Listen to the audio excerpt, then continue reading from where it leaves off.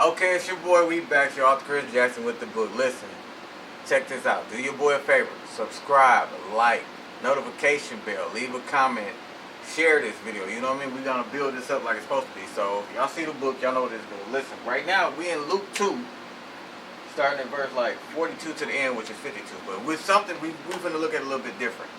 Because this is a part where it says Jesus grew in wisdom and spirit, but he was 12 years old. So when I'm praying and I'm looking at this and I want to get an understanding, so before I looked at Jesus, I had to look at his parents. I had to look at Mary and Joseph and realize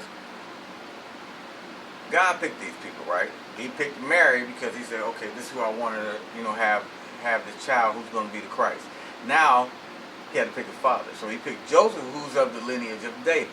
It'll trace back in, I think it's like Matthew, where they go through all of that stuff. So now this is what we got to look at too. He used these two people for a reason. It's something in their hearts. Because he don't look at the outward appearance. He didn't look at how he looked or how she looked or what they were built like. He looked in their hearts. There was something in their hearts that told him that they can help raise this child. And they can raise this child collectively as a unit and make him become a better man or be, more humane. So lack of a better word to say. So I'm looking at it from this vantage point because Joseph already knows it's not his son, and he actually knows because God told him, like, don't worry, don't put her betrothed, don't betroth your wife, keep her because she's going to be with child.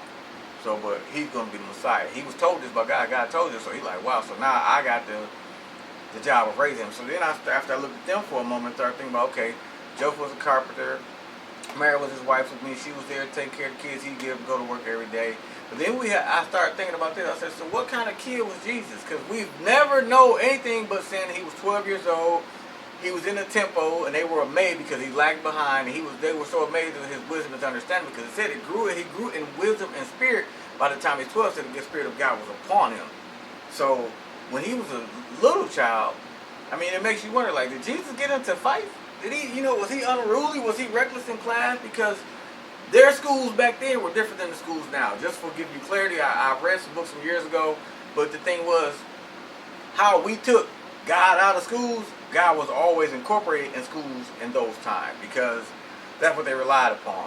Whatever you worship, wherever your God was, that was always incorporated into your intelligence, into your being, into your learning, into your to help you grow into this understanding of whatever they wanted to give to you. Like the Greeks were like scientists, so they love all stuff like that of that nature, right? So astronomy and things of that. But they also incorporated God. So now, you got to remember, Joseph's a Hebrew. So by him being a Hebrew boy, he go ahead and raise up, like he's a true Israelite. So okay, he's teaching Jesus the things of God, even though it's God in the flesh. Because God don't know what we feel because he's a spirit. He can see and understand it, but physical things are truly different. It's one thing to watch somebody go through something, but it's another thing to experience yourself. So I'm looking at these parents, and I'm looking at them because you have to really be somebody worthwhile, because most of us have had good parents. They've done what they assumed was the best thing they could do to raise us. But these people were responsible for Jesus, for the Christ, for the Messiah, for the one who gave his life for the world. And the thing about it, the crazy part is, when he grew in wisdom and spirit, by the time he was 12, when he turned 12, he understood his mission. His whole purpose was to die. That's a lot to carry for you at 12 years old. But then your wisdom is so vast that you knew what to do. So now we're thinking, like, what kind of kid was Jesus, though? Again, what kind of kid was Jesus? Leave a comment and tell me what kind of kid you think he was. I don't think he was promiscuous. I think he was one of them dudes where everybody got along with him. But it was always going to be somebody that's going to hate you for the simple fact because you smooth with everybody. I feel like he's one of them dudes who hang out by himself. He cool. If y'all want to kick it, I can hang out and kick it. But I'm not going to be on no garbage.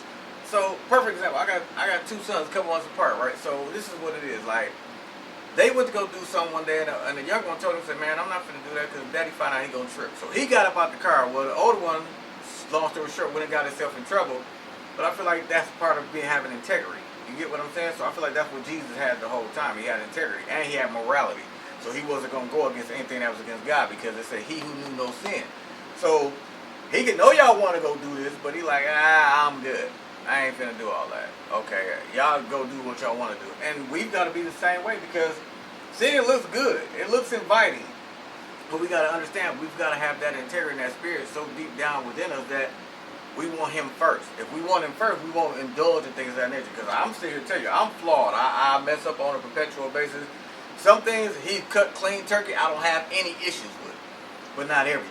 I'm not going to sit here and say I'm better than this, better than that. Some things I don't worry about it. That don't even, you can bring it to me and put it right here and leave it there. It ain't going to move me. Because our relationship on those aspects, he's astounding. God is just amazing. He's moved that completely. I don't have no, like, I'm good. Like, I don't want it.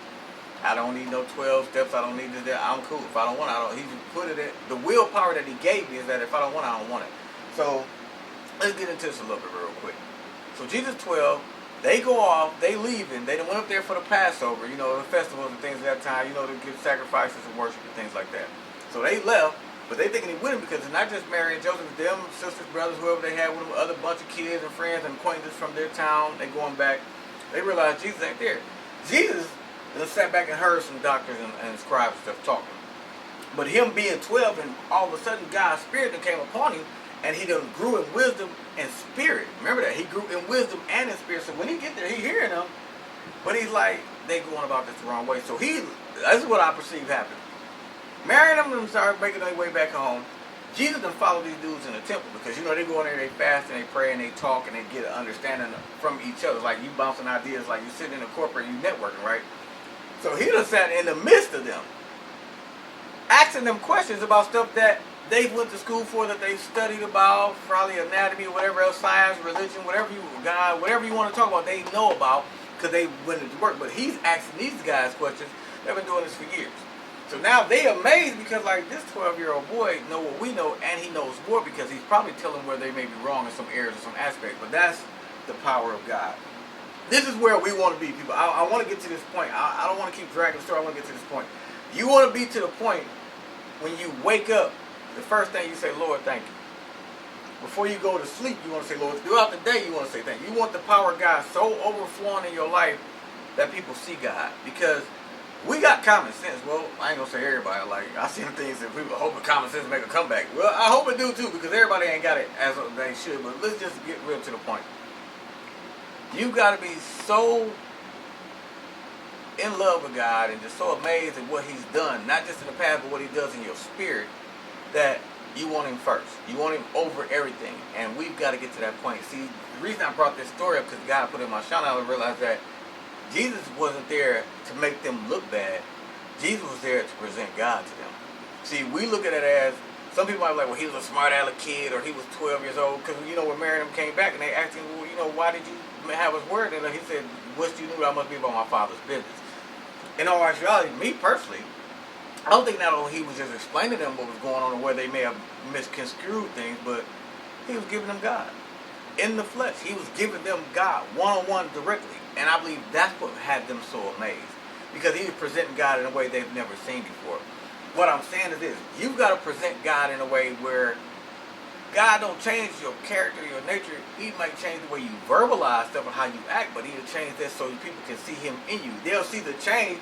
You're the same person, like they say, the same OG, but your G is for God now. It's not for the gangsters, not for the roughnecks. So, you know, I'm going to keep this short and help y'all. I want this to sink in for a minute. I want your love I want you to love God so much. This really, I'm serious what I want. I want y'all to love God so much that when the first breath you take, it's thank you, Jesus. When you go to bed, Lord, thank you. Because you had a productive day, if you had a bad day, talk to him about it. You don't have to talk to your friend or whatever, your spouse, whatever, but talk to him about it first and watch the day get better. Even if the day starts seeming a little bit rough, give it to God. I'm telling you, it's just, I feel like that little boy in that temple gave these men something that they weren't aware that they were missing. That little 12-year-old boy gave them God so coherently and so convincingly that they were not just amazed, that they decided to turn things around and how they did stuff and how they constructed, how they acted, not just within themselves, but the people around them, because God came to them one-on-one. He'll come to you one-on-one too. You just got to give him time. So again, listen, you know it's your boy, it's your author, Chris Jackson. Grab y'all copy, you know, like, subscribe, notification bell. Leave a comment, man. If y'all know some things about Jesus I didn't know about at 12, tell me, because I want to know. I'm here to learn too. I'm not just here to bless you up, I'm here to be blessed as well. So until again, it must be me. It must be me. Yeah, I know I can dab. It must be me. Peace. always love.